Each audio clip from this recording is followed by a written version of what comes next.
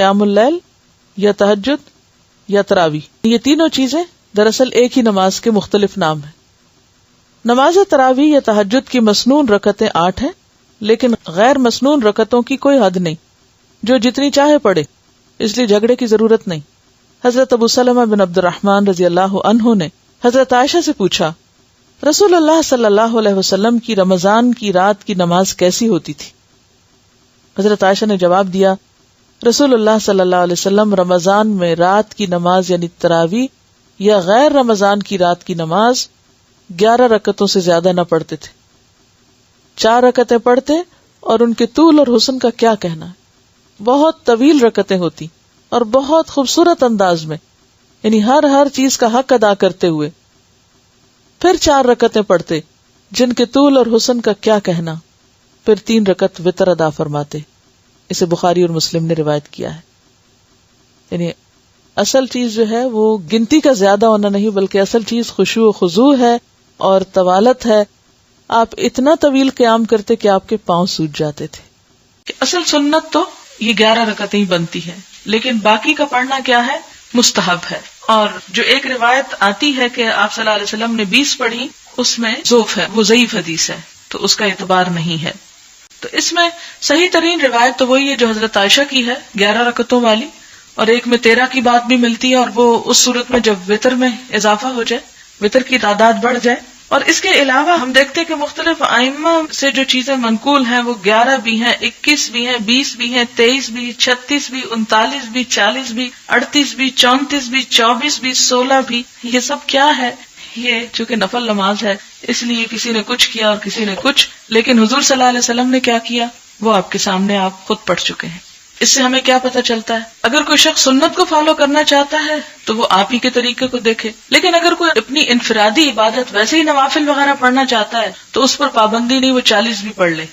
یعنی جب آپ 11 سے زیادہ جاتے ہیں تو پھر آپ اپنے آپ کو لمٹ نہیں کریں، جو آپ کی توفیق ہو پھر آپ پڑھ لیں. یعنی آپ لوگوں کو اس شدت کے ساتھ کہیں کہ نہ آپ 20 سے کم کر سکتے ہیں نہ زیادہ کر سکتے ہیں، تو نفل نماز میں تو ویسے بھی یہ شدت جائز نہیں ہے. اگر کسی کی طبیعت خراب ہے یا کوئی بیمار ہے تو اس موقع پر بھی کمی بیشی ہو سکتی ہے. نماز تراویح کا وقت عشاء کے بعد سے لے کر طلوع فجر تک ہے. نماز تراویح 2 رکعت پڑھنا افضل ہے. وتر کی 1 رکعت الگ پڑھنی بھی مسنون ہے. حضرت عائشہ رضی اللہ عنہا سے روایت ہے کہ نبی اکرم صلی اللہ علیہ وسلم نماز عشاء اور نماز فجر کے درمیان 11 رکعتیں نماز ادا فرماتے، ہر 2 رکعت کے بعد سلام پھیرتے اور پھر ساری نماز کو 1 رکعت سے وتر بناتے. یعنی وتر کی 2 رکعتیں ہلکی ہوتی تھی، ان پہ سلام پھیر کے پھر کھڑے ہو کے ایک اور پڑھ لیتے. رسول اللہ صلی اللہ علیہ وسلم نے صحابہ کرام کو صرف 3 دن نماز تراویح باجماعت پڑھائی. صرف 3 دن نماز تراویح باجماعت پڑھائی. خواتین نماز تراویح مسجد میں جا کر ادا کر سکتی ہیں. حضرت ابو ذر رضی اللہ عنہ سے مروی ہے، انہوں نے کہا ہم نے رسول اللہ صلی اللہ علیہ وسلم کے ساتھ روزے رکھے.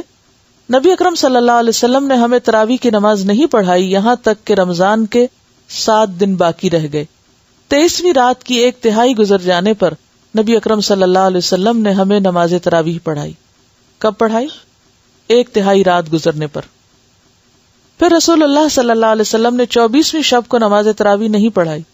25ویں شب آدھی رات گزر جانے پر نماز تراویح پڑھائی. اب یہ دوسرا وقت. ہم نے کہا یا رسول اللہ صلی اللہ علیہ وسلم کیا ہی اچھا ہو اگر آپ رمضان کی باقی راتوں میں بھی ہمیں نفل نماز پڑھائیں.